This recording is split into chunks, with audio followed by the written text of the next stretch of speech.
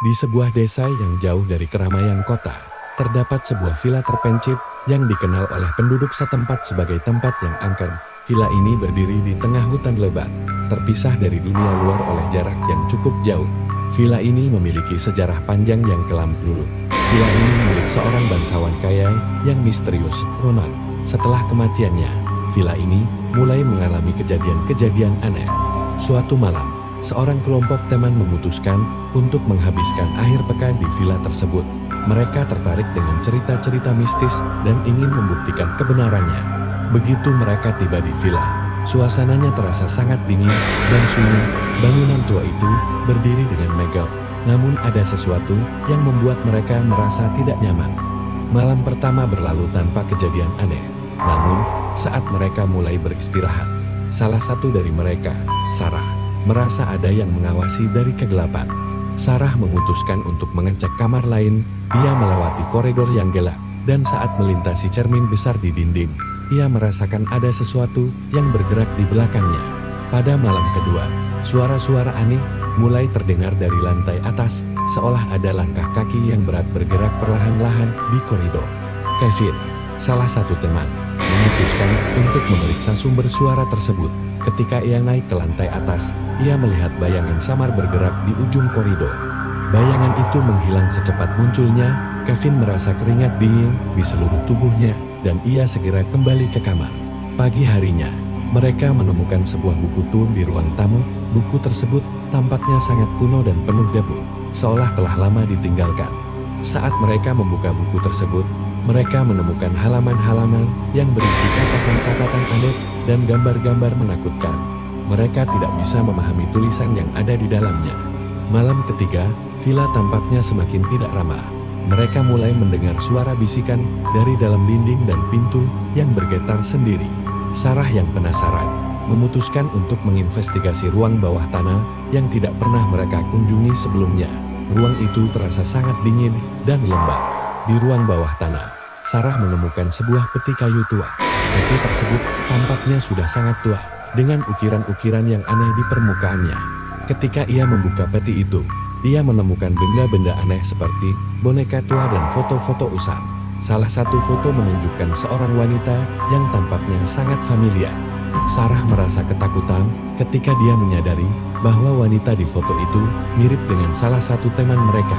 Dia segera membawa barang-barang itu ke atas. Malam itu, saat mereka sedang duduk bersama, lampu tiba-tiba mati. Mereka berkumpul di ruang tamu, mencoba untuk tetap tenang di tengah kegelapan. Ketika lampu menyala kembali, mereka melihat bahwa semua barang di ruangan telah berpindah tempat. Kursi-kursi dan meja tertata secara acak, seolah ada yang sengaja mengacak-acaknya. Ketegangan semakin meningkat saat mereka merasakan suhu ruangan yang tiba-tiba menurun drastis. Mereka mulai melihat embun di jendela, meskipun cuaca di luar sangat kering. Kevin yang tidak bisa tidur, memutuskan untuk berjaga-jaga di ruang tamu. Saat ia duduk sendirian, ia melihat sosok transparan berdiri di ujung ruangan. Sosok itu tampak tidak jelas, tetapi Kevin bisa merasakan tatapan yang penuh kemarahan. Ketika ia berdiri untuk mendekati sosok tersebut, sosok itu menghilang. Keesokan paginya, mereka menemukan catatan misterius yang tertinggal di meja makan. Catatan itu berisi pesan peringatan dan ancaman yang sulit mereka pahami. Suara-suara aneh kembali terdengar di malam keempat. Mereka semua merasa bahwa ada sesuatu yang sangat salah dengan villa ini, tetapi mereka tidak bisa meninggalkannya begitu saja. Sarah mengalami mimpi buruk yang sama setiap malam, di mana dia melihat sosok wanita yang sama dari foto menggapainya dengan tangan dingin dan penuh kemarahan. Malam berikutnya, saat mereka berkumpul di ruang tamu, mereka mendengar suara teriakan dari kamar tidur. Suara itu terdengar sangat nyata dan mengerikan. Mereka berlari ke kamar tidur, tetapi tidak menemukan apa-apa selain kekacauan, barang-barang berserakan, dan tirai jendela berkibar-kibar tanpa angin. Dalam keadaan ketakutan, mereka memutuskan untuk tidur bersama di ruang tamu. Mereka berharap dengan berkumpul, mereka akan merasa lebih aman. Namun, malam itu mereka mendengar suara langkah kaki yang semakin mendekat. Suara itu terdengar seolah seseorang sedang berjalan di atas atap villa. Kevin berani naik ke atap untuk memeriksa, tetapi ia hanya menemukan sepi dan kegelapan. Tidak ada tanda-tanda bahwa seseorang telah berada di sana. Pagi hari, mereka menemukan bahwa jendela kamar tidur terbuka lebar. Padahal sebelumnya mereka menutupnya, seolah ada sesuatu yang ingin masuk ke dalam. Sarah, yang semakin terganggu, mencoba untuk mencari informasi lebih lanjut tentang sejarah villa. Dia menemukan dokumen lama yang menyebutkan tentang kematian tragis seorang wanita di villa tersebut. Menurut dokumen tersebut, wanita itu adalah mantan pengurus villa yang terbunuh dengan cara yang sangat brutal dan misterius. Sarah merasakan hubungan antara wanita dalam foto dan wanita dalam dokumen. Dia mulai percaya bahwa roh wanita itu mungkin masih berada di villa. Malam ke-6, mereka merencanakan untuk melakukan ritual kecil untuk mencoba dan menenangkan roh. Mereka menyalakan lilin dan membacakan doa di ruang tamu. Namun, selama ritual berlangsung, cahaya lilin mulai bergetar dengan lihat. Suasana menjadi semakin tegang dan dingin. Tiba-tiba, lampu-lampu menyala dan mati secara bersamaan, dan suara tertawa keras terdengar dari dalam dinding. Mereka merasa seolah sesuatu sedang mengolok-olok mereka. Kevin mengalami serangan panik dan melarikan diri keluar villa. Di luar, ia melihat sosok gelap berdiri di tengah halaman, menghadap ke arah villa. Ketika ia kembali ke dalam, sosok itu menghilang, meninggalkan Kevin dalam ketidakpastian dan ketakutan yang mendalam. Pada malam ke-7, mereka memutuskan untuk tidur di mobil mereka sebagai langkah berjaga-jaga. Namun, saat mereka memasuki mobil, mereka merasakan kehadiran yang aneh di sekitar mereka. Selama malam di mobil, mereka mendengar ketukan keras di jendela, seolah ada sesuatu yang mencoba masuk. Suara-suara aneh terus-menerus mengganggu tidur mereka. Pagi harinya, mereka melihat bahwa mobil mereka penuh dengan goresan-goresan misterius yang tampaknya berasal dari luar. Goresan-goresan tersebut membentuk pola yang tidak bisa mereka mengerti. Ketika mereka kembali ke villa, suasana terasa lebih menegangkan daripada sebelumnya. Mereka merasa seolah ada sesuatu yang sedang menunggu mereka. Malam berikutnya, suhu villa semakin menurun, dan mereka mulai melihat asap putih muncul dari bawah pintu. Asap itu tampak semakin tebal dan mencekam. Sarah melihat sosok wanita dengan pakaian putih berdiri di sudut ruangan. Sosok itu tampak sedih dan penuh dengan rasa sakit, tetapi tidak bergerak. Saat ia mendekati sosok itu, wanita tersebut tiba-tiba menghilang, meninggalkan Sarah dalam keadaan yang sangat ketakutan. Malam ke-9, mereka mencoba mencari cara untuk meninggalkan villa. Namun, saat mereka mencoba membuka pintu, mereka menemukan bahwa kunci pintu hilang entah kemana. Ketegangan semakin memuncak ketika mereka mulai mendengar suara berbisik yang tidak bisa mereka identifikasi.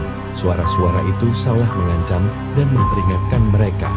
Mereka memutuskan untuk mencari cara lain untuk keluar, dan saat mereka mencoba jendela, mereka mendapati bahwa semua jendela terkunci rapat. Di tengah-tengah kekacauan, Sarah menemukan sebuah laci tersembunyi di ruang tamu. Laci itu berisi sebuah kunci tua yang tampaknya cocok untuk pintu depan. Dengan penuh harapan, mereka mencoba menggunakan kunci tua tersebut pada pintu depan.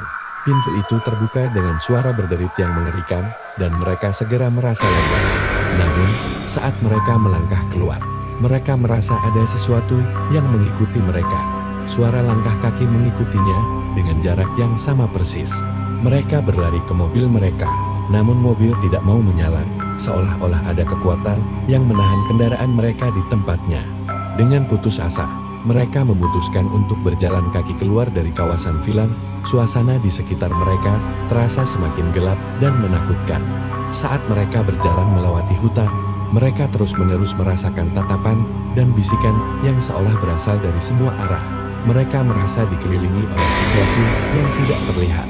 Di tengah hutan, mereka menemukan sebuah jalan setapak yang tampaknya sudah lama tidak digunakan. Mereka memutuskan untuk mengikuti jalan tersebut, berharap itu akan membawa mereka keluar dari hutan. Namun, saat mereka semakin dalam, jalan setapak itu semakin menyempit dan dikelilingi oleh semak-semak yang tampak menjalar ke arah mereka. Suara-suara aneh kembali terdengar, kali ini lebih keras dan lebih jelas. Mereka mendengar teriakan dan ratapan yang membuat mereka merasa semakin panik. Kevin mencoba untuk menggunakan ponselnya untuk meminta bantuan, tetapi sinyalnya hilang. Mereka terputus dari dunia luar tanpa cara untuk meminta pertolongan. Ketika malam semakin larut, mereka akhirnya menemukan sebuah gubuk kecil di tengah hutan. Mereka memutuskan untuk berlindung di dalam gubuk tersebut. Gubuk itu tampaknya sudah lama ditinggalkan dan dalam kondisi yang sangat buruk. Namun, mereka merasa bahwa itu adalah tempat yang lebih aman daripada berada di luar. Saat mereka beristirahat di dalam gubuk, mereka mendengar suara langkah kaki berat mendekat. Mereka mencoba untuk tetap tenang dan berdoa agar tidak ada yang menemui mereka. Suara langkah kaki semakin mendekat dan tiba-tiba berhenti tepat di depan gubuk. Mereka bisa merasakan kehaduan yang menekan dan mencekam di sekitar mereka. Pintu gubuk mulai bergetar dan suara berderit semakin keras. Mereka merasa seolah sesuatu yang sangat kuat berusaha untuk masuk ke dalam. Kevin memutuskan untuk memeriksa melalui celah pintu dan melihat sosok bayangan besar di luar. Sosok itu tampak gelap dan tidak berbentuk jelas. Ketika ia mundur dari celah pintu, bayangan itu menghilang. Namun, ketegangan tidak kunjung reda. Mereka merasa sangat terancam dan bingung. Sarah yang tidak bisa tidur, melihat dari jendela gubuk, dia melihat cahaya samar yang bergerak di antara pepohonan, seperti sesuatu yang menarik perhatiannya. Dengan hati-hati, Sarah memutuskan untuk keluar dari gubuk dan mengikuti cahaya tersebut. Teman-temannya mencoba menahannya, tetapi dia sudah terlanjur melangkah. Saat Sarah mengikuti cahaya tersebut, ia mendapati sebuah area terbuka yang tampaknya merupakan sebuah makam kuno. Cahaya itu berasal dari sebuah batu nisan yang bercahaya aneh. Sarah mendekati batu nisan dan membaca tulisan di atasnya. Tulisan itu merupakan nama dan tanggal kematian wanita yang sama yang mereka temukan di foto dan dokumen. Tiba-tiba, angin kencang berhembus dan membuat cahaya di batu nisan semakin terang. Suara ratapan dan teriakan semakin mengerikan, seolah seluruh hutan bergetar. Sarah merasa tangan dingin merah dari belakangnya. Dia berbalik dan melihat sosok wanita dengan wajah penuh kemarahan. Terlihat semakin mendekat. Dengan ketakutan yang luar biasa, Sarah berlari kembali ke gubuk. Sosok wanita itu terus mengejar dengan kecepatan yang mengejutkan. Setibanya di gubuk, teman-temannya melihat ekspresi ketakutan Sarah dan mendengarkan suara gemuruh di luar. Mereka menyadari bahwa bahaya semakin mendekat. Mereka memutuskan untuk meninggalkan gubuk dan mencoba kembali ke jalan setapak. Namun, mereka merasa bahwa hutan semakin kacau dan sulit dilalui. Saat mereka berjalan, mereka melihat sosok-sosok bayangan yang bergerak cepat di antara pohon-pohon. Suara bisikan dan teriakan semakin mengganggu pikiran mereka. Malam itu terasa sangat panjang dan mengerikan. Mereka merasa semakin putus asa dan kelelahan dengan rasa takut yang terus-menerus menghantui mereka. Pagi hari tiba dengan lambat, tetapi mereka tidak merasa lebih aman. Mereka menemukan bahwa jalan setapak yang mereka ikuti tampaknya menghilang di tengah hutan. Dalam keadaan putus asa, mereka memutuskan untuk kembali ke villa, berharap bahwa mereka bisa menemukan cara untuk keluar dari situasi ini. Saat mereka tiba kembali di villa, suasana di dalam villa tampak semakin mencekam. Mereka merasa seolah villa itu telah berubah menjadi labirin yang tidak bisa mereka keluar. Mereka menemukan bahwa semua pintu dan jendela kembali terkunci rapat, seolah villa itu mengunci mereka di dalamnya dengan kekuatan supernatural. Dalam keadaan putus asa, mereka memutuskan untuk mencari ruang bawah tanah dan mencoba untuk menemukan jalan keluar dari sana. Saat mereka turun ke ruang bawah tanah, mereka menemukan bahwa ruangan itu tampaknya berubah dengan sendirinya. Lorong-lorong baru muncul dan pintu-pintu tersembunyi muncul di dinding. Mereka merasa terjebak dalam labirin yang tak berujung. Setiap kali mereka mencoba untuk mencari jalan keluar, mereka merasa kembali ke tempat yang sama. Ketegangan semakin memuncak ketika mereka melihat sosok-sosok hantu yang melintas di lorong-lorong. Mereka bisa merasakan kehadiran yang menekan dan penuh kemarahan. Sarah tiba-tiba merasakan sakit yang tajam di lengannya. Dia melihat luka-luka goresan yang tampaknya berasal dari sesuatu yang tidak terlihat. Dalam kepanikan, mereka mencoba mencari bantuan di ruang bawah tanah. Tetapi setiap langkah mereka tampaknya hanya membuat situasi semakin buruk. Mereka akhirnya menemukan sebuah ruangan tersembunyi dengan sebuah pintu kecil yang tampaknya merupakan jalan keluar. Namun, pintu tersebut terkunci dengan gembok besar. Mereka mencoba berbagai cara untuk membuka gembok, tetapi tidak ada yang berhasil. Suara hantu semakin keras dan menakutkan di sekitar mereka. Di tengah-tengah ketegangan, Sarah melihat sebuah catatan tua di dinding. Catatan itu mengungkapkan bahwa jalan keluar dari villa hanya bisa ditemukan dengan mengatasi rasa takut mereka. Mereka memutuskan untuk menghadapi ketakutan mereka dan mencoba untuk meresapi suasana villa.